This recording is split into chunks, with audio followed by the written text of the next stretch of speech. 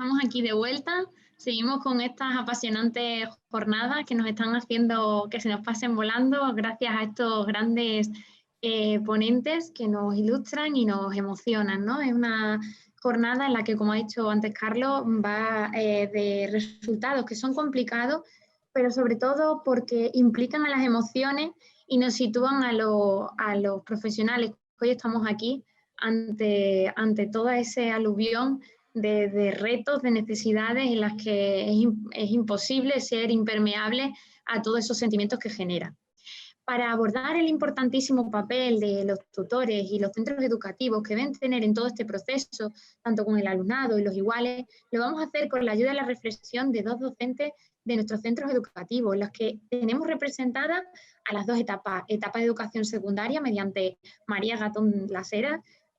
Bienvenida María, licenciada en Psicología, que trabaja como orientadora educativa en el IES Maestro Domingo Cáceres de Badajoz y madre de 2 hijos adoptados. Y en la etapa de infantil y primaria lo haremos a través de Carmen Tejero Cano, docente del CEI, piloto guadiana de Badajoz y madre también de 2 niños adoptados.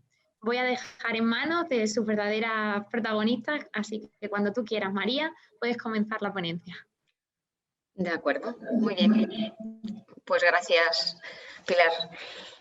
Bueno, lo primero, como todos, agradecer el poder estar aquí y aportar mi granito de arena a este tema que, pues eso, aunque solo sea por ser madre adoptiva, aparte de orientadora en un centro donde últimamente tenemos muchos niños de adopción, pues me interesa muchísimo.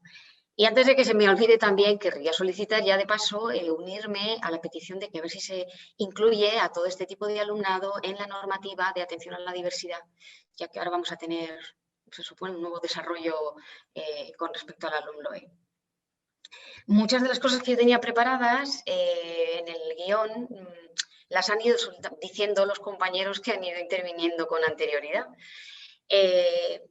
Yo quiero volver a retomar la idea de las dificultades que tienen estos niños y las voy a concentrar solo en una y más que nada, porque todos los niños son diferentes, tienen distintos pasados, vienen con distintas historias, pero creo que todos estamos de acuerdo en que lo que van a tener son trastornos emocionales de mayor o menor gravedad.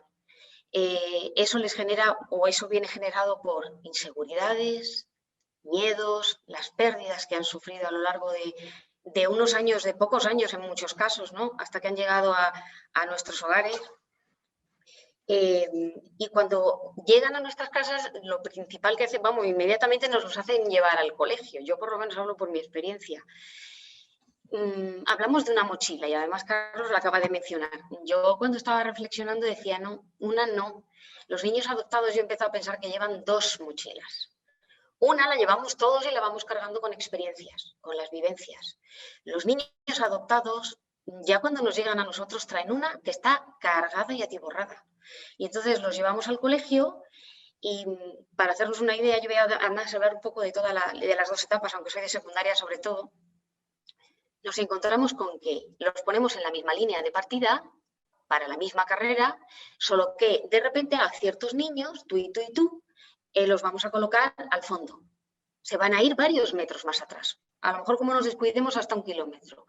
Y les vamos a decir que no llevan zapatillas, que van a tener que correr descalzos. Y que tienen que seguir cargando con esa mochila que traen. Una mochila que traen cargadas de he perdido a mi familia biológica, he perdido a la familia de acogida si la he tenido, he perdido mi centro de referencia, que hay gente que habla mal de los orfanatos o de los centros de menores, pero no deja de ser el mundo que ellos conocían. Y todo eso les va a ellos cargando de un peso brutal, ¿vale? Y entonces, con todo eso, les ponemos en el mismo sitio y les pedimos que hagan lo mismo. Y Carlos acaba de comentar algo que me parece muy interesante, que es, hay que colocarlos quizá por el estadio emocional o evolutivo en el que se encuentran cuando llegan. Y sin embargo, yo creo que la mayoría de padres, si pudieran hablar, van a decir, no, tiene 5 años, pues va al grupo de 5 años. Tiene 6 años, entra al grupo de 6 años.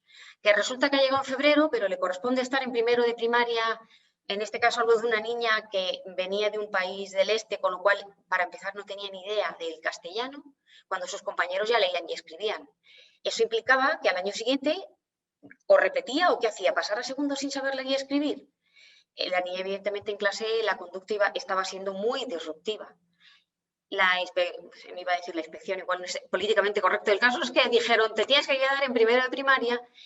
Menos mal que el centro fue un poco más coherente y decidieron pasar la de 3 años inmediatamente, o sea, perdón, 1 año menos, al tercero de infantil, aunque solo sea para que, evitando la repetición, la niña pudiera luego seguir todo el primer ciclo de primaria con los mismos compañeros y no volver a cambiar cada año porque o bien repito antes o repito después, o no sé si me estoy explicando muy bien. Pero bueno, que yo creo que estos niños traen una mochila a la que se le hace poco caso y que muchos profesores, yo lo veo por mi centro y por todos, incluso con muy buena voluntad, no conocen la realidad real de todos estos niños.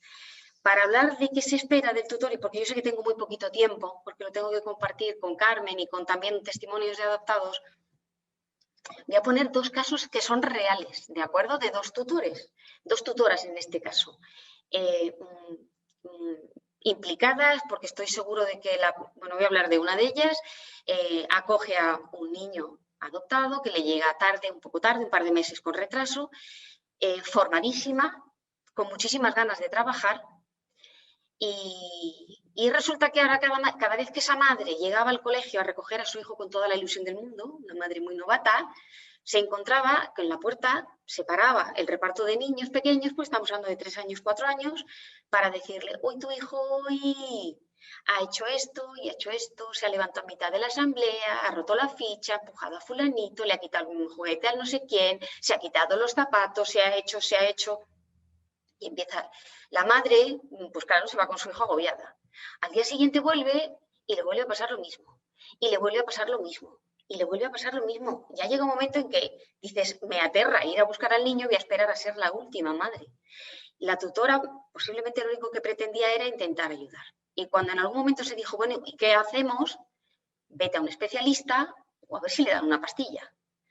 Ya hemos visto de otros ponentes que estos niños tienen una realidad muchísimo más compleja. No se trata de doy una pastilla, como puede haber con otras cosas, o tiene un diagnóstico tan clarito. No, traen muchísimos problemas que hace que muchos de los síntomas que reflejan parezcan que son muchas cosas, pero luego no son. Realmente el diagnóstico, por ponerle una palabra de diagnóstico, sería es adoptado. Trae mucho dolor, trae mucho miedo. A veces sale en forma de rabia y a veces sale en forma de depresión. Y eso el profesor tiene que saberlo, ¿de acuerdo? Pero con la misma, al año siguiente se cambia de tutor y nos llega una señora madura, seria, con esa misma madre que llega asustada diciendo, ay, otra vez vuelta a empezar, otra vez vuelta a decir y a explicar, a ver la que me va a montar cuando salga cada día el niño. El niño sale, la tutora no ha dicho nada. Qué raro, será que es el primer día, el niño sale el segundo día y no le dice nada. El tercer día el niño sale y sigue sin decir nada. Ya por fin un día la madre pide cita. Y cuando llega a hablar con la profesora, claro, entiende un poco qué pasa. La profesora le dice que el niño es el que es y ella tiene que trabajar con ese niño. Sabe que ese es su trabajo, que el niño es impredecible y que entonces ella va utilizando distintas estrategias y herramientas. Puntos suspensivos. La madre lo único que de repente siente es alivio, siente tranquilidad y dice, esta mujer sabe lo que está haciendo, me está dando una respuesta y está ayudando. Entonces empieza una etapa de colaboración entre profesora y madre en este caso. Son medidas. ¿Qué hago con él? No trabaja, sí trabaja. Pues estamos con el 0 o se está estresando. Yo en clase... Esta mujer decía, yo en clase a lo mejor si se estresa mucho, le bajo el nivel de dificultad hasta que se relaje y luego pueda retomar la ficha que estuvieran haciendo. Y esa madre entendía que en efecto su hijo a lo mejor estaba necesitando ciertas pautas, pero estaba confiada porque esa tutora, primero, hablaba con la madre, transmitía a la madre y transmitía mensajes de positividad. Le daba pautas y si la madre solicitaba recursos, la profesora también le daba recursos. Aquí tienes otro método, mira, refuerza con esta ficha, ten cuidado y no exageres, no te angusties demasiado, que desde el centro también te apoyamos. Son 2 ejemplos reales, o sea, 2 personas que las 2 han intentado a su manera hacerlo bien. Una, lo siento por ella, lo único que conseguía era angustiar a la madre más. El segundo caso, evidentemente, lo que conseguía es que la madre se fuera tranquila y, como dice Carlos, sintiendo que dejaba a su hijo en buenas manos. que dejaba a su hijo en manos de alguien que sabía lo que estaba haciendo y que iba a dar una respuesta. Cuando ese niño pasó de tercero de infantil a primero de primaria, la tutora se acercó y dijo, 1 año más conmigo y habríamos hecho maravillas, pero no te preocupes porque va bien preparado y le va a ir bien. Creo que la mayoría de los padres lo único que queremos es oír ese tipo de palabras, oír apoyo y oír ánimo y no un tu hijo hace mal esto, tu hijo hace mal lo otro, tu hijo no llega, tu hijo se porta mal o tu hijo tiene genio. Entonces, desde ahí yo creo que los orientadores, los que trabajamos en este sentido, también otro tipo de técnicos, me da igual, yo en mi caso me apoyo mucho en en la educadora social del centro, todos los que formamos la atención a la diversidad, debemos ser un poco el vínculo entre lo mismo, es que lo ha dicho ya Carlos, la familia, el tutor, y luego yo voy a meter el tema de los iguales también, en los demás niños de la clase, ¿de acuerdo? Y en el centro de ese triángulo estaría el alumno.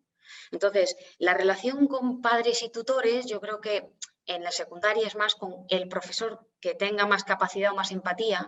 Lo que tenemos que hacer es formarlos, ¿de acuerdo? Es darles toda la información. Carlos, es que Carlos también lo ha dicho, ha venido a decir un poco todo, porque decía, es que hay que informarse de qué tiene ese niño, cuáles son sus características fundamentales y poder transmitírsela al equipo educativo para que sepa que el niño que llega tiene unas características y unas dificultades determinadas. Habrá gente que diga que eso ya se sabe. Y yo aquí también digo que a veces he oído comentarios como, bueno, ya lleva mucho tiempo con sus padres adoptivos, luego ya es lo que esos padres han hecho con ese niño. Bueno, todos esos años que nos han leído al principio de problemas de alcoholismo, de drogadicción, malnutrición, falta de atención, falta de estimulación temprana, institucionalización, eso no se cura por mucho amor que quieras dar a un niño y por muy buenos padres que tú quieras ser. Bueno, se pueden paliar, se pueden curar, pero con muchos años y con mucho tiempo y mucha paciencia. Entonces, entre todos sí que podemos hacerlo. Pero si el niño llega al instituto o al colegio, lo soltamos allí, entre un montón de iguales que queramos que no, la presión entre los iguales es tremenda, sobre todo más en los institutos.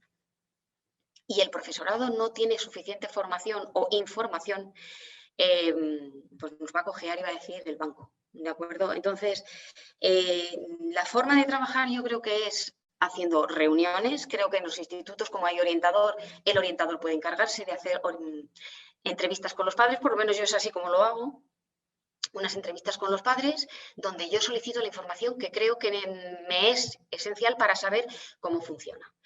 Luego hay una reunión de equipos educativos, pero del mismo modo que en esas reuniones de equipos educativos se explica, tenéis un niño TEA. En concreto, este niño TEA, por la información que tenemos, reacciona bien a estos estímulos. En cambio, estas otras actuaciones le complican mucho la vida. Tenéis que tener paciencia y les doy pautas o se les dan pautas de cómo trabajar con estos niños. Lo mismo con los niños que tienen TDAH. Con el que tiene dislexia, habría que incorporar también a los niños adoptados. Y hay que explicar, este en concreto tiene estas dificultades. Por supuesto, ya digo, teniendo cuidado con la parte que corresponde a la intimidad del alumno y con mucha información que es sensible. Pero es verdad que si no sabemos ciertas cosas tampoco vamos a poder llamar la atención de los profesores y hacerlos más sensibles a la realidad. Yo me he encontrado a veces que cuando yo al equipo educativo les he hablado de el alcohol no importa, o sea, la parte prenatal no importa de un niño, bueno, pues entonces aquí todas las que vais a ser madres, y yo estoy ahora segura de que me estáis escuchando algunas, cuando estéis embarazadas vais a brindar con alcohol, y alcohol del fuerte, porque el amor lo puede todo. Y como el amor lo puede todo, no os preocupéis. Cuando nazca todo ese amor, ya le estáis dando en la tripa al amor, ¿qué va a pasar porque os toméis una copita? O 2 o 3, o una detrás de otra todos los días, o porque fuméis, o toméis de vez en cuando una pastilla de algo que os ayude a relajaros. Si eso no afecta, si luego cuando estén con vosotros todo eso se supera. Que los primeros 3 años de vida os los vamos a quitar, ¿vale? Para que disfrutéis, os relajéis y os recuperéis del parto. Luego os los devolvemos. ¿Dónde han estado esos 3 años? ¿Qué más os da? Si es que el amor, en cuanto estén con vosotras, van a recuperarse otra vez de todas esas carencias y faltas que tengan, ¿no? Claro, cuando yo hablo así, me ha venido siempre alguna persona a decirme, nunca se me había ocurrido pensar en tomármelo de esa manera. Y digo, vamos a ver, es que los daños que reciben estos niños son a largo plazo el hecho de recuperarlos. Y yo, de hecho, cuando leo mucho, me asusta pensar si en algún momento algunos de estos niños van a llegar a recuperarse del todo, porque acaban haciendo apego con los padres, pero a veces el apego que hacen es tan tremendo, tan exigente, que da hasta miedo, porque decir, un día tiene que cortar el cordón, cordón umbilical adoptivo, y vas a decir, y a ver cómo lo hacemos, porque tienen que soltarse, pero tienen muchas carencias dentro que duran mucho tiempo. En cuanto entonces, yo no sé si me he ido, porque como he oído tantísimo a lo largo de toda la mañana, toda mi ponencia se ha quedado un poco deslavazada. El tutor es fundamental, o el profesor, con la información que reciba de los padres. Y los padres tienen que quedarse tranquilos sabiendo que el tutor tiene la información necesaria. ¿De acuerdo? El tutor, y hablo de todo el equipo educativo. De manera que cuando un padre va a ver a un profesor de matemáticas, de biología o de lo que sea, no se encuentre con un, bueno, pero es que no estudia, o, que es adoptado, ¿y qué? O cosas por el estilo, que hacen que el padre se vaya diciendo, ¿para qué voy a hablar? ¿Para qué me voy a molestar si quieren venir a ver a este profesor? Algo muy normal en los institutos es que no trabaja. ¿Te has planteado si a lo mejor el niño lo que tiene es un bloqueo emocional enorme? Por lo que sea, porque no engancha contigo, o porque no engancha con la materia, o porque lleva años ya de frustración con esa asignatura, que hace que cuando tú le digas, vete a la pizarra y empieza a escribir, se queda bloqueado con el lápiz en alto y no es capaz de ir a más allá. Y simplemente es que es un vago. Siéntate, anda. El otro punto que yo quería tratar un poco así rápida, porque es que no sé el tiempo, pero se me va porque yo tengo muy poquito, es el tema de los iguales. Que somos todos encantadores, pero a ver, los niños adoptados, los niños tienen un radar especial hacia el que es distinto. Y sobre todo esto va más en la primaria, pero también pasa en la secundaria. Son niños diferentes. Me da igual que tengan distinta raza, que además creo que Carmen algo hablará de ello. Me da igual que sea por el color de la piel o no, pero hay un algo que los hace diferentes y los iguales lo notan. Entonces, la cantidad de veces que estos niños tienen que oír comentarios como, ¿tú de dónde eres? ¿Y a ti por qué tus padres no te quieren? Pero eso, vamos, yo he oído a un niño de 6 años llegar a su casa y decir, ¿qué he hecho yo de malo para que mis padres no me quieran? Porque me han preguntado sobre el colegio. Francamente, yo no me voy a parar porque estoy muy acelerada, pero que uno de vosotros que tenga hijos se piense que su hijo le va a llegar a casa diciendo algo así, me parece una barbaridad. Entonces, los profesores tenemos que estar también al quite, o los tutores, de que se tiene que hablar también entre los iguales, bien a través de sesiones de tutoría, o yo lo haría en todas las áreas, de forma tangencial, el respeto, la aceptación de la diversidad, pero no en la teoría y en los libros, sino en la realidad aplicada. Aquí, yo es algo que uso mucho como un mantra en el instituto, aquí cabemos todos, altos y bajos, gordos y flacos, rubios y morenos, adoptados, biológicos. Es como si digo, ¿y a uno qué pasa? ¿Que va a empezar también a llevar en la frente, este es de fecundación in vitro, pues este es diseminación, aquel otro es acogimiento, este otro es...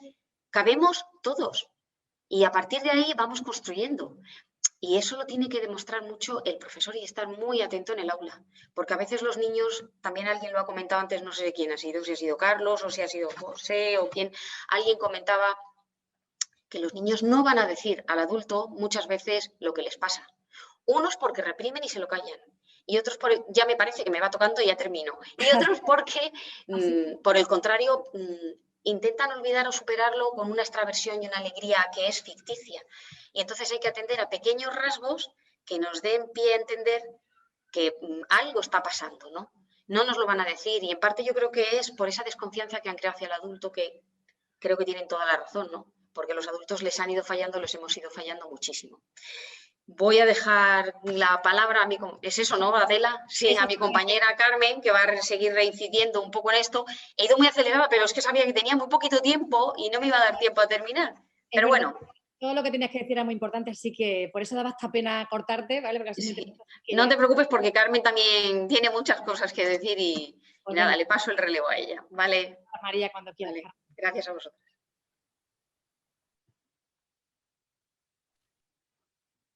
El micrófono, Carmen, eso te escucha.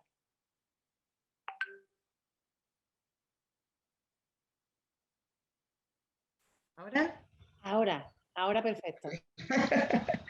A ver, mi nombre es Carmen, soy madre adoptiva y también docente, como dice María, ¿no?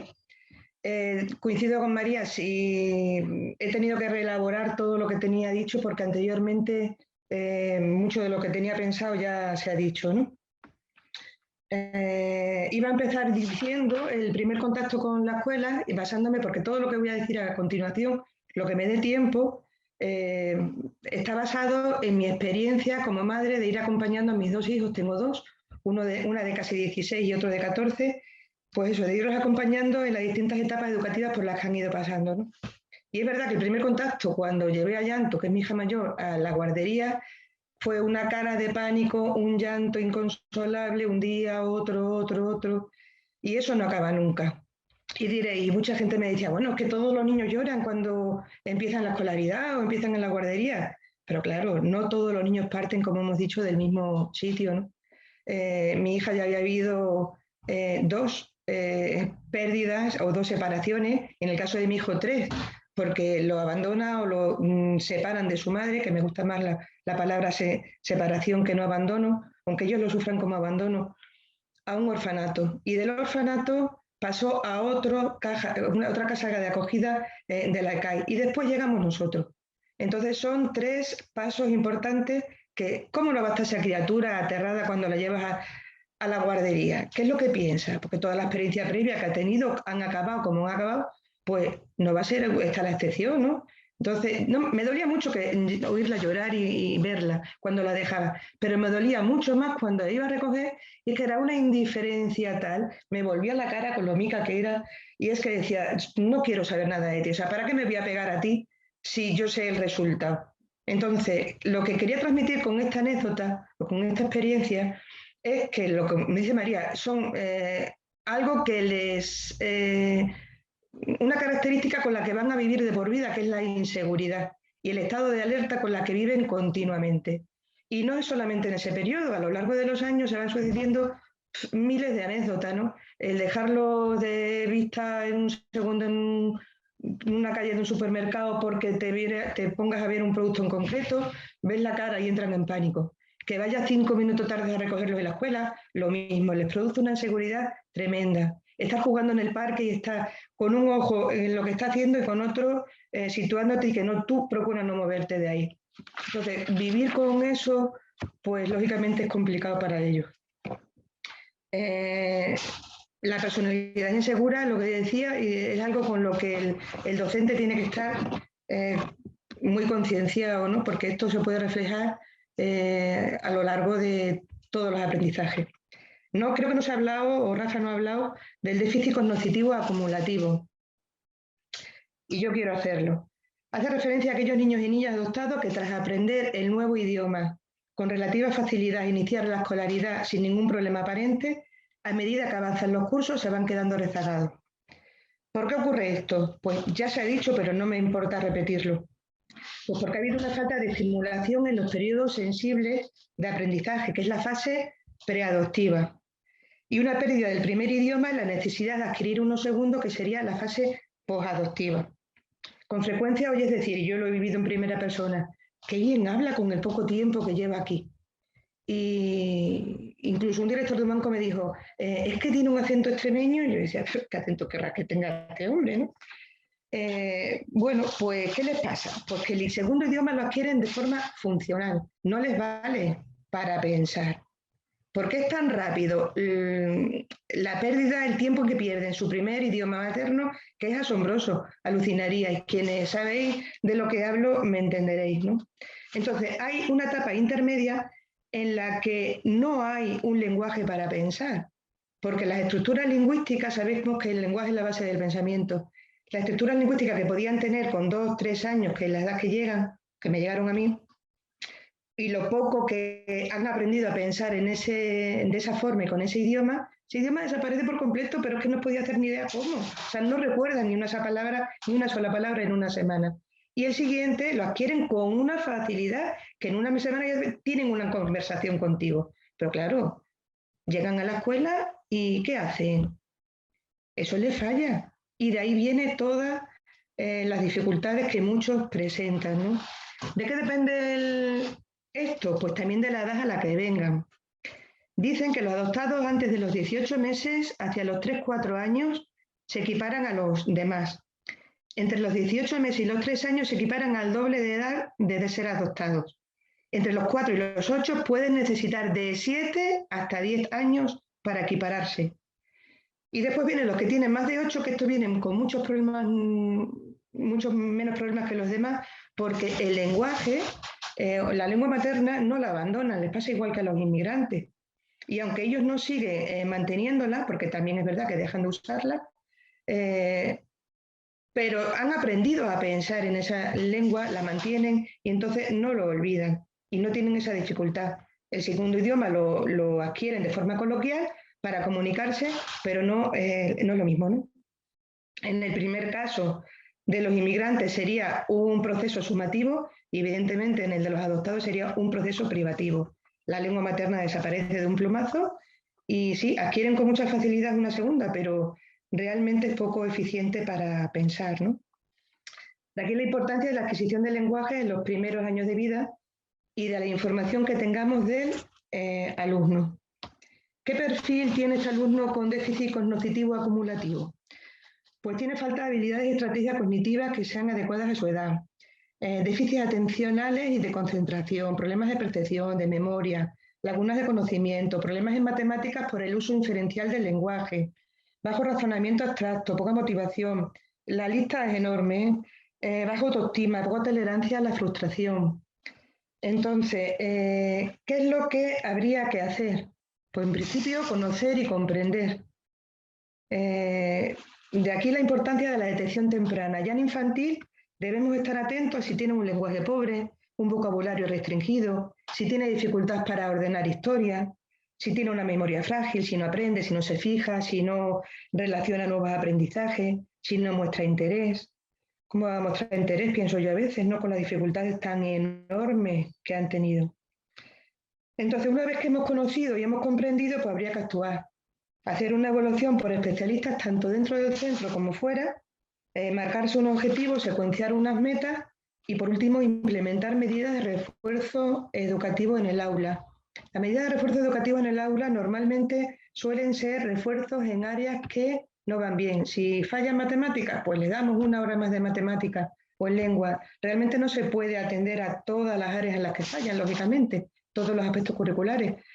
Pero lo que se tendría que intentar es darle más refuerzo de desarrollo cognitivo, habilidades y actividades para paliar un poco lo que traen. No tanto meterle el doble de matemática, el doble de lenguaje y el doble de cualquier área, ¿no? ¿Cuáles serían los objetivos? ¿Cuál sería el concepto adecuado de aprendizaje?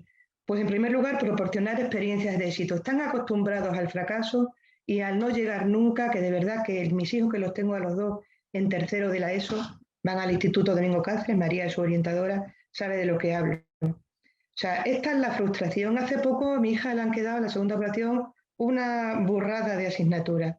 Se acostó con un sofocón y se me saltan las lágrimas porque soy emoción pura además con ellos, ¿no? Como supongo que todos los padres. Diciéndome, mamá, es que no se me da bien ni barrer. Hija, ¿cómo no se te va a dar ni sabe hacer muchísimo? Y además es una persona súper válida, pero el autoconcepto que tienen de sí mismo, la autoestima tirada por los suelos, no por los subsuelos, les dificulta todavía mucho más el aprendizaje. Entonces, es un recomponerlos día a día a lo largo de la escuela, de cada vez que llegan a casa, con esas experiencias vividas en la escuela. Entonces, el tutor tiene que ser muy sensible ante la adopción. Y parece increíble que a las alturas que estamos todavía estemos en los comienzos de que se tenga en cuenta a los niños adoptados, ¿no? Me voy y no sé por dónde continuar. Bueno, un poco más de teoría. ¿Qué objetivos nos propondremos? Pues mejorar la autoestima, incrementar la autonomía, entrenar la atención, generar buenos hábitos para la realización de tareas, el hacer que se sienta competente, realizar adaptaciones no significativas, reafirmar su seguridad en el centro escolar, acompañarlos en la gestión de sus emociones. Y todo esto que estoy diciendo un poco así de salto de mata, evidentemente es imprescindible que esté recogido en el plan de centro de atención a la diversidad, ¿no? Tenía otro punto y lo voy a reducir muchísimo, no sé, se pone el cronómetro, se me ha olvidado. Me lo va a ir. Carmen, vamos un poquito regular de tiempo. Di las últimas líneas. A todos nos llega tu mensaje por la emoción que le estáis poniendo. No sabéis cómo va el chat, ¿no? De Sí, la gente emocionante que está resultando. Resumen, parte son un par de implicada. líneas y seguimos adelante, ¿vale? Vale, vale. Gracias. Me queda muchísimo, pero bueno, a ver, hablando de acción en el aula, pues aparte de renovar el lenguaje, como bien ha dicho María, por el tema de insultos y demás, que es un tema que me voy a quedar por dar y me parece súper importante, que es el racismo, ¿no? Porque evidentemente no todos los adoptados vienen con el mismo modelo que tenemos caucásico aquí, ¿no? En Europa. Los hay chinos, los hay negros, y cuando son chicos estamos acostumbrados a acompañarles y a defenderles y a protegerlos, pero los que ya tienen una edad y venimos acompañándolos desde que llegaron, vemos que ya no son los bombones de chocolate que llegan cuando al principio, ni las princesas chinas tan bonitas y tan preciosas, ¿no? Sino que todo ese lenguaje va cambiando y va cambiando en propia carne y es muy duro. Os pongo un ejemplo, hace no un mes, en el Corte Inglés yo iba bajando las escaleras, íbamos los dos, mi hijo Alex, que tiene 14, 2 escalones más debajo que yo y yo encima. Tal y como vamos bajando, veo al guardia de seguridad que avanza un paso. Y yo me acerco hacia Alex, bajo los 2 escalones y tal y como avanzo, él retrocede. Alex no se dio ni cuenta, pero yo como madre sí. Es lo que se ha dado cuenta que al llegar a los supermercados ya le miran mal. ¿Por qué? Porque el ser negro implica muchas cosas, no ya la adopción, sino estamos hablando de racismo y de unos prejuicios grandes. Entonces, bueno, es un plus gordo, gordo, gordo que daría no para una ponencia, sino para unas jornadas enteras en educación. Y creo que también que hay que ponerse al día en este tema, ¿no? Con respecto a la docencia, y hablando muy rápido, muy rápido, muy rápido, resumiendo, hay que, aparte de modificar el lenguaje, cambiarlo, o sea, mamás que me han dicho en el colegio que tú no eres mi madre verdadera. ¿Qué pasa? ¿Que soy de mentira? Bueno, pues todas esas cosas y esos conceptos tienen que estar renovados y ser conocedores los tutores. Por otra parte, las actividades que se realizan también hay que variarlas. Estamos hartos de celebrar el Día del Padre y de la Madre, que aunque ya son un poco los docentes que lo usan, pero aún el día de hoy, por la diversidad familiar que tenemos, que es muchísima, como dice María, por inseminación artificial, por tratamiento de fertilidad, por adopción, por familias desestructuradas que están separadas y no tienen contacto el uno con el otro, familias homoparentales. Ese lenguaje en esos términos hay que cambiarlo. Y las actividades que también que hacemos, pues también estoy harta de haber recibido regalos para el Día del Padre. ¿Se lo das a tu tío o a tu abuelo? ¿O se lo das a tu madre que hace como padre y madre? No, perdona, yo soy madre solamente.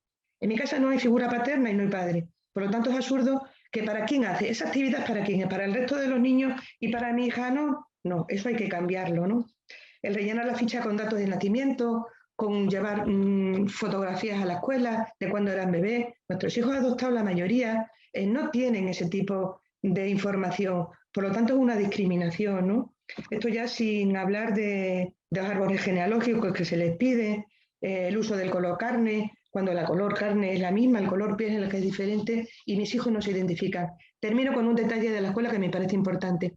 En mi colegio, las actividades transversales a lo largo del año, el eje ejecutor es la biblioteca, cada año es diferente y se prepara la semana escolar, ¿no? Del centro. Estaban dibujando unos muñecos, unos niños, y había 3 niños, uno rubio, otro moreno y una niña también rubita. Y pasé por allí y dije, bueno, ¿qué pasa? Que en este colegio no hay ningún niño negro, no hay ningún niño chino, no hay ningún niño marroquí. Y, oye, Carmen, siempre estás con lo mismo. Claro, pero es que yo, por ser más implicada y lo vivo en primera persona, soy docente, pero no como docente particular. O sea, ¿crees que es que eso tiene que estar? Siempre soy la que, no sé cómo se dice, el punto de discordia, ¿no? Claro, es que tú, ¿cómo? No. Es que esto tenía que ser un pensamiento global de todo el profesorado. Tenemos que contemplar el alumnado que tenemos y ponernos las pilas ya. Y en pocas ocasiones se está avanzando muy lentamente, en pocas ocasiones se hace. Os digo que me falta hablar del racismo y termino ya. No sé, me emociono y yo estaría un día hablando entero, ¿no? sobre esto. Daros las gracias por haber contado conmigo y nada, que un placer, de verdad. Soy muy nerviosa y me aturrullo mucho hablando y a veces no vocalizo. Espero que se me haya entendido todo lo que he querido transmitir. Así que nada, muchas gracias. El placer ha sido nuestro de escucharos con esa fuerza, con esa emoción que nos lo transmitís y sin duda habéis dado pues muchas claves a las que poner eso, como habéis dicho antes, Carmen, esos detalles, ¿no? Esa alerta y sobre todo en ese papel que hay en los centros educativos y sus agentes en ser sensibles, en estar acompañando y en todas esas prácticas que se hacen, tanto a nivel transversal, de celebraciones pedagógicas, pues poner esa mirada inclusiva que es el enfoque de esta jornada y que sin duda con vuestros testimonios y experiencias creo que lo habéis abordado ampliamente, aunque sabemos que se os han quedado muchas cosas en el tintero y sobre todo esa importancia de las mochilas que decía María, que no tenemos una sino dos. A continuación, bueno, voy a dar paso a una parte muy importante también de esta jornada, hablándolo tanto con María como con Carmen. No se podían entender unas jornadas de este tipo sin la voz de los verdaderos protagonistas, que son en este caso los adoptados. Por eso quisimos titular una ponencia que fuera Los adoptados también tienen voz. Primeramente vamos a contar con 2 audios. Uno de ellos es Irene, nos va a contar su testimonio y es también la autora del blog Una Adoptada Más, que es unadoptadamas.wordpress.com, que luego también lo dejaremos en los materiales por si alguien quiere consultarlo. Y el audio también de una entrevista de un chico y una chica hablando sobre bueno, pues todo lo que ha supuesto para ellos esa experiencia desde escolar, desde su adopción. Y finalmente tendremos la oportunidad de, junto a Daniela, que es un testimonio en directo, de conocer más esta realidad. No quiero robar ni un segundo más a los verdaderos protagonistas, por lo tanto vamos a dar paso a esos audios y después saludaremos a Daniela. Oye, ¿sabes qué? El otro día estaba, bueno, merendando, estaba escuchando mi música mientras veía llover y me empecé a acordar de todos esos momentos en el instituto y en el colegio y de los profesores que me dieron clase, que bueno, pues que hubo muchísimos que les doy las gracias porque me ayudaron muchísimo y había otros más complicados que me costó más, pero logré yo conseguir llegar hasta donde estoy. Así que, no sé, te quería preguntar que si tú a veces te pasa eso, que recuerdas un poco tu infancia en el colegio o tus peores y mejores etapas con los profesores en en el instituto. Pues sí, el otro día estuve pensando en ir al colegio a visitar a mis profesores, porque hay muchos de ellos que los recuerdo con mucho cariño, me ayudaron muchísimo en mis problemas y en cambio había otros con los que no conectaba del todo, entonces bueno, pues los recuerdo, pero tampoco los echo mucho en falta. Es que claro, por ejemplo, a mí me gustaría que mi tutor o mi profesor pues fuese más cercano a mí, se preocupase muchísimo más por mí. Es que, por ejemplo, yo tuve una profesora que me ayudó muchísimo y se preocupó por mí desde el minuto cero, me estuvo aconsejando, me estuvo proponiendo opciones para mejorar y mejoré muchísimo. Yo no sé si alguna vez has tenido un profesor así que se haya preocupado 100% en ti y que haya querido que tú salieras hacia adelante. Pues sí, tuve un tutor que se preocupó muchísimo por mí. Teníamos muchísima confianza, yo le podía contar cualquier problema de que me pasara en la calle o cualquier cosa, pero siempre sin pasar el límite de profesor-alumno, siempre con respeto y bien. Pues sí, la verdad. Y me acuerdo yo, sobre todo porque cuando hay un profesor así que se preocupa tanto por un alumno, el alumno se siente como, pues en una, no sé cómo explicarlo, pero como que siente que no está solo y que Claro, tiene que el tiene apoyo el alguien ahí profesor, claro, tiene apoyándole. el apoyo y por muchas veces que se caiga va a tener ese apoyo. Yo creo que eso es lo fundamental que debe tener un profesor para poder llevar a sus alumnos al éxito, que básicamente es seguir hacia adelante y pues eso, llegar a lo más lejos posible. Da igual las Claro. veces que te caigas o las veces que te puedas perder si tienes un profesor que te guía hacia la salida. Exacto. ¿Y cómo fue tu relación con tus compañeros? Pues mira, dentro de mi clase, tanto en el instituto como en el colegio, bueno, más tirando en el colegio, tuve muy buenos compañeros y no tuve muchos problemas.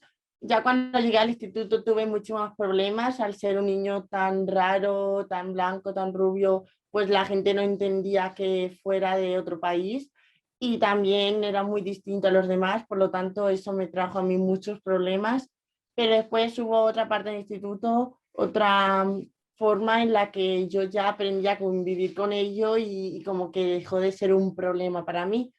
Así que podría decir que lo llevé bastante bien todo y estoy muy contento. ¿Y tú? Pues yo al principio, cuando llegué, era complicado porque, bueno, llegas sin saber el idioma, ¿no? El español, entonces te hablan, tú no respondes y lo primero que dicen, pues era muda, ¿no? Y cuando eres chico, pues para ti eso es como raro y los niños pues tienden a reírse de lo raro, no lo comprenden. Hasta después la ESO, yo ya con mis compañeros me llevaba bien a lo mejor en segundo ya de, bueno, segundo no, pero en tercero de primaria ya más o menos. Ahí ya es cuando me empecé a llevar mejor con mis compañeros. Y ya está, y después ya pues era simplemente la curiosidad, ¿no? Que te van preguntando, oye, ¿y tú conoces, tú sigues hablando ese idioma? ¿Y en dónde vivías? Pero ya era simplemente curiosidad, no iba con maldad ni nada. Claro, a mí es que me pasó lo mismo. Yo cuando llegué aquí a España, bueno, según mi madre, me pasé como 3 meses sin hablar y muchísimo. Entonces, claro, no me gustaba el colegio porque como no entendía a nadie y no tenía mucho miedo.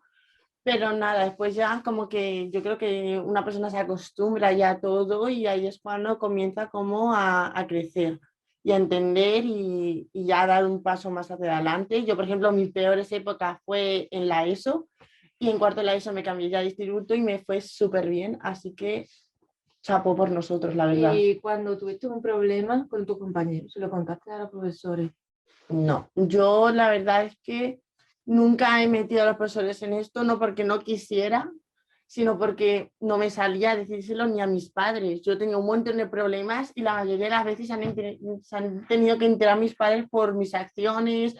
Yo la verdad es que nunca se lo he dicho a mis profesores, simplemente mis padres cuando me veían mal en casa o veía que lloraba sin motivo, pues ellos hablaban con mis profesores, mis tutores, para ver qué pasaba, pero ellos tampoco sabían nada hasta que empiezan a observarte poco a poco, sin decirte nada y ya se dan cuenta de que tienes problemas con tu compañero e intentan solucionarlo con esos compañeros. ¿Y crees que los profesores fueron sensibles al hecho de ser adoptados? Yo creo que no, yo creo que, por ejemplo, a nosotros nos trataban como un niño normal, que en ese aspecto la verdad es que me parece muy bien, porque somos unos niños, somos como los demás. Lo que pasa es que, claro, por ejemplo, recién entrado al colegio, yo me acuerdo que no hablaba nada, entonces eso sí que fue como más un problema para mi profesor. Pero bueno, yo creo que es más visual, o sea, se centran más como cuando hay un niño, por ejemplo, que no puede andar o es mudo, es como que eso se ve más y como lo sienten más, pero claro, al ser adoptados, lo que más sentimos somos nosotros, porque los profesores ven pues a una persona, a un niño más normal, que ha venido desde fuera, pero está ahí con los demás. Claro que no es el mismo problema que tener una discapacidad que no saber hablar el idioma, porque bueno, al fin y al cabo el idioma lo puedes aprender en 2 o 3 meses y después ya sin ningún problema. Lo bueno es que nos trataban como a todos por igual, ¿no? A nosotros también nos trataban, a mí por lo menos me trataban como una más, pero sí necesitaba ese apoyo, pero ya académico, ¿no? A lo que me refiero en resumen es tener unas horas extras, un refuerzo, pues para ir un poco más igual con mis compañeros. Ya. ¿Y qué consejo le darías a tus profesores? Pues mira, sobre todo si vuelven a tener a un chico adoptado en su clase, sobre todo mucha atención, mucho apoyo y cariño, porque una persona que llega de otro país, si más chica y no entiende nada, necesita sentirse querido, Apoyado. claro, sentir que aunque se caiga o aunque se sienta solo y tenga mucho miedo, no está solo. Eso sobre todo yo creo que es algo súper fundamental para que esa persona coja confianza y siga hacia adelante. Sí, una persona cuando llega de otro país sabe perfecta, no tiene ese cariño que tiene otro niño cuando ha tenido a sus padres desde pequeños ahí. Bueno, nosotros cuando llegamos, esa falta la tenemos, ¿no? Entonces, pues en el colegio tenía una persona con la que confiar pues la verdad que... Claro, y también es que es muy difícil, al ser sobre todo adoptado, es muy difícil hacer nuevos amigos o dar el primer paso. Necesitas que alguien te dé ese paso, ¿no? Que te cojan confianza. Sobre todo es eso. Claro.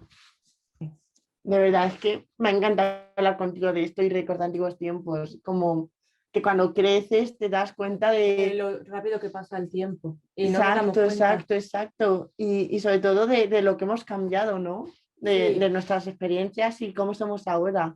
Y que el colegio y el instituto nos cambia mucho y nos hace ser nuevas personas. Y más fuertes. Sí. Así que, Así qué guay. que Hola, mi nombre es Irene, supongo que ya me habrán presentado, pero bueno, os comento que yo llegué a casa de mi familia adoptiva con 3 meses y actualmente tengo 27 años. Os comento estos 2 últimos datos porque muchas personas piensan que al ser adoptadas muy pequeños no hay unos recuerdos racionales y por lo tanto no hay una secuela, cosa que no es exactamente así, pero como no es el tema a tratar o el tema que nos ocupa, prefiero no entrar en ello. Y lo de los 27 años os los comento para que entendáis que no me pilla tan lejos la etapa académica, especialmente la etapa sobre todo de la adolescencia, secundaria, bachillerato, que es casi cuando más secuelas o más efectos tiene la adopción en una persona adoptada por la construcción, el proceso de construcción de la identidad, ¿no?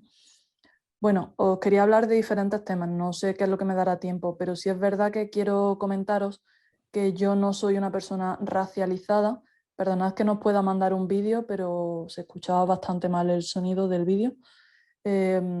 Y por lo tanto, al no ser una persona racializada, no puedo hablar de los problemas que este tipo de personas de adopción racializada o transracial tienen en la escuela. Por lo tanto, me voy a centrar en lo que yo he vivido en mi experiencia, ¿no? Por un lado, os quería comentar que hay algo que me molestaba siempre mucho y que me afectó siempre mucho, que era el tener que hacer tareas de árboles genealógicos. Llegaron a mandarme a hacer un árbol genealógico incluso en tercero de la ESO, cosa que aún intento entender la razón del por qué, pero la verdad que lo pasé bastante mal haciéndolo, porque al final los árboles genealógicos, como hace una referencia a la biología, a la genética, y eso es algo que remueve, y aunque se les llamasen árboles familiares, hay una parte de la familia de una persona adoptada que no está, que no hay datos, que es la familia biológica. Aparte de comentaros esto, bueno, una alternativa a hacerlos sería quizás coger una familia de la ficción o coger incluso una familia de unos dibujos animados que estén de moda. Vinculado a todo esto de los árboles genealógicos, otro tema que os quería comentar es sobre las historias de vida. A mí en diferentes asignaturas de idiomas, en inglés, en francés, me obligaron a hacer como trabajo una historia de vida y además exponerla de forma pública con un PowerPoint y con fotos. Esto remueve por doble sentido. Por un lado, porque comienza a contar tu historia generalmente desde el momento salvo que tengas muy integrada la adopción, que no era mi caso. Yo comencé a contar mi historia desde el momento de mi adopción, porque aparte tampoco tenía datos ni tenía fotos anteriores a ello. Entonces, ver que los compañeros sí que las tenían es algo pues, que también remueve y que resulta doloroso para la persona adoptada. Vinculado con esto de los árboles genealógicos y con la historia de vida, como os decía, hay muchas personas adoptadas que no tienen ninguna foto anterior a su adopción, perdón, fotos de su nacimiento. Entonces, el hecho de tener que pensar o buscar algunas fotos en ese momento es algo que resulta bastante doloroso, es algo que no lo van a poder aportar y además convertirse en el punto de mira de toda una clase porque esa persona no lo tiene, resulta bastante incómodo. En el plano social, os quería comentar que también es complicado para una persona adoptada, ya que las relaciones de una persona adoptada, por mucho que sea una persona muy sociable o no, son complicadas, ya que está siempre o casi siempre ese sentimiento de abandono presente y por lo tanto la sensación de que todo el mundo le va a dejar, entonces no suelen ser unas relaciones sólidas. Además, la adopción suele ser, como es algo diferente, es algo que pone al adoptado en el punto de mira de sus compañeros y a veces incluso en el punto de mira y como rechazo, que es lo que sucede en otras ocasiones, ¿no? A mí, por ejemplo, además de que me costaba socializar, por otro lado me rechazaban porque era como la que tenía la historia rara, ¿no? La que era la rarita porque tenía una historia de vida rara, su familia no era su familia, bueno, cosas, comentarios que iban haciendo, ¿no? Y aparte, esto de no relacionarme mucho con los compañeros, que en parte era porque yo tenía ese sentimiento de abandono, esa sensación de que todo el mundo me iba a dejar, y en parte era por la actitud de los compañeros, me llevó a que los profesores contactasen con el orientador y con el psicólogo del colegio, y este me sacaba entre clases, lo que aumentó ese tipo de comentarios, porque era la rarita a la que sacaban de clase cuando estábamos en medio de una asignatura, ¿no? Entonces, bueno, son situaciones complicadas.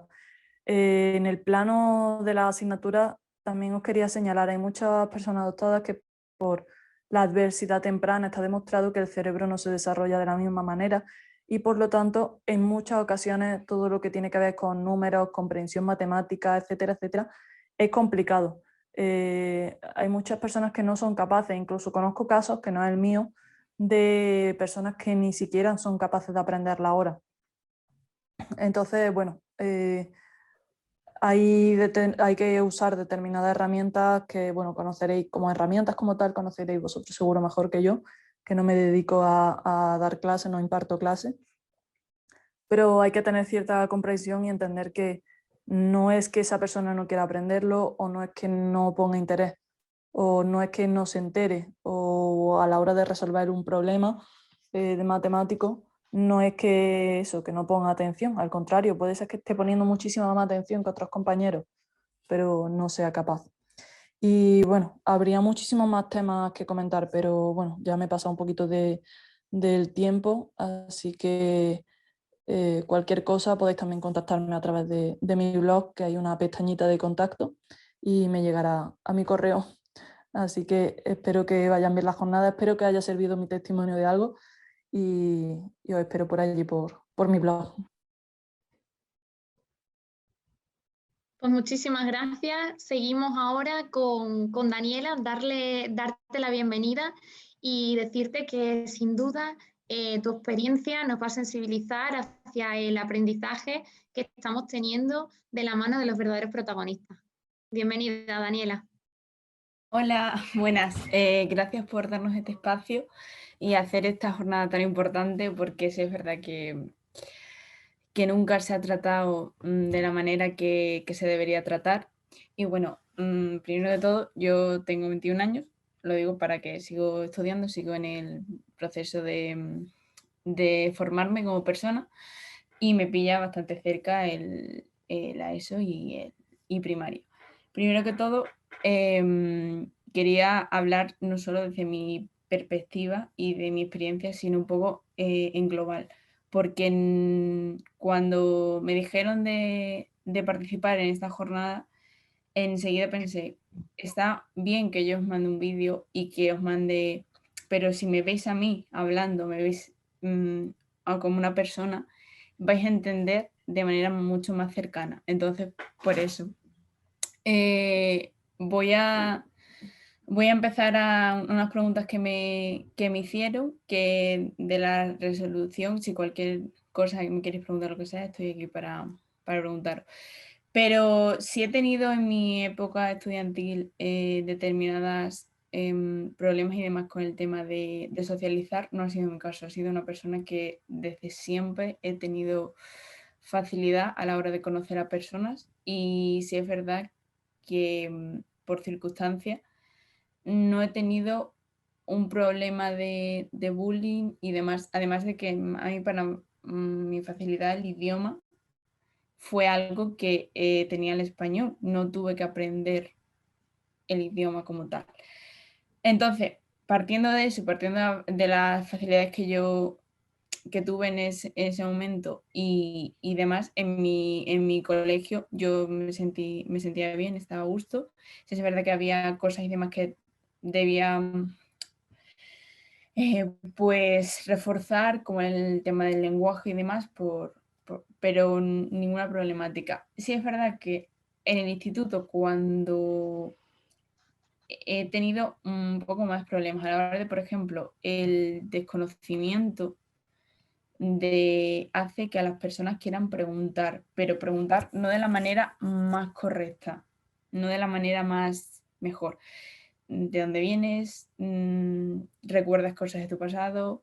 ¿Recuerdas? Y eso no solo venía por alumnos, sino también venía por parte de profesores. Y entonces eso es una cosa que a mí, sinceramente, creo que no se debe hacer. No debes preguntar sobre el pasado de una persona en una clase, no debes, porque a mí en mi caso me pasó en una clase con muchos más alumnos. No debes preguntar de la vida personal de nadie y menos de una historia que puede que no sea lo que tú quieres escuchar. Sí es verdad que abogo por la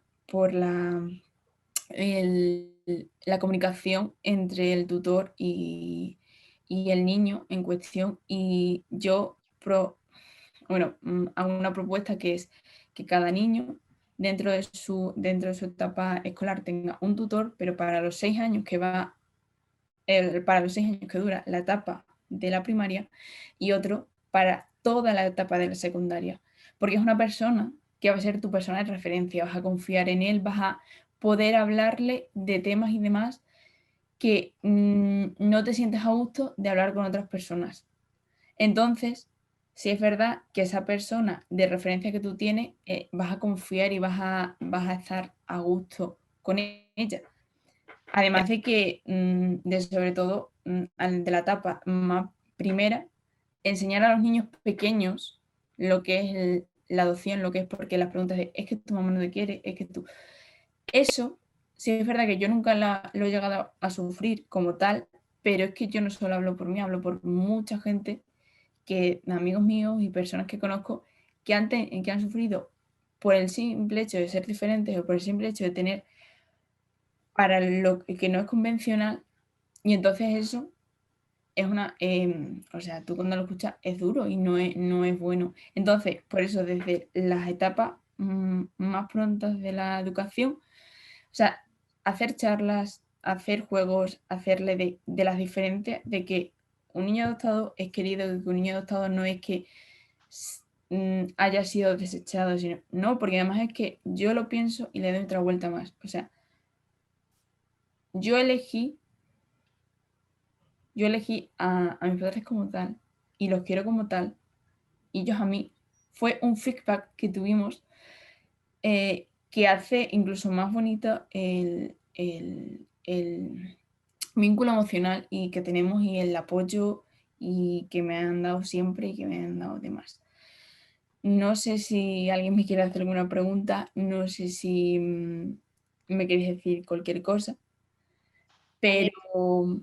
Gracias por haber participado. La verdad es que nos llega mucho tu testimonio porque ayuda un poco un poco no, o mucho, porque yo no sé, verdaderamente tanto María como Carmen, como Irene, que también habla en el testimonio, como tú en este caso, pues no sé, parece que tenemos como los pelos de punta porque es como condensado en muy poco tiempo una carga de emociones y de sentimientos. Por ahí me está escribiendo alguna persona que está emocionada porque dice que escucharte a ti es una oportunidad, que es lo que os quiero traspasar a las ponentes que habéis participado ahora y a ti en este caso, que lo que está sirviendo para este espacio de comunicación es que lo que nos traspasan los profesionales orientadores a través del chat, ¿no? Porque os dan las gracias, es que es cierto que el conocer vuestra experiencia y el mostrarla así y que generó a lo mejor, porque un orientador a lo mejor iría a sacar a Irene en ese momento puntual y no se planteó que pudiera generar. Entonces, escuchar esto es importante porque mostrar vuestra experiencia, y además aquí de una manera personalizada, pues ayuda para mejorar la labor de concienciación en los centros. Así que daros las gracias a todos. Con esto vamos a dar por terminada esta parte de la ponencia.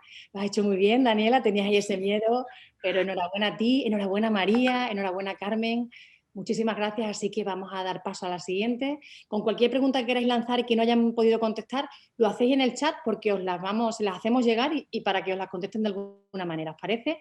No quitamos más tiempo para intentar terminar en tiempo y forma, pero menuda participación bonita que habéis tenido. Todos los ponentes, pero esta es verdad que le ha dotado de más carga de emoción, ¿vale? Un besito y muchísimas gracias para todas. Enhorabuena.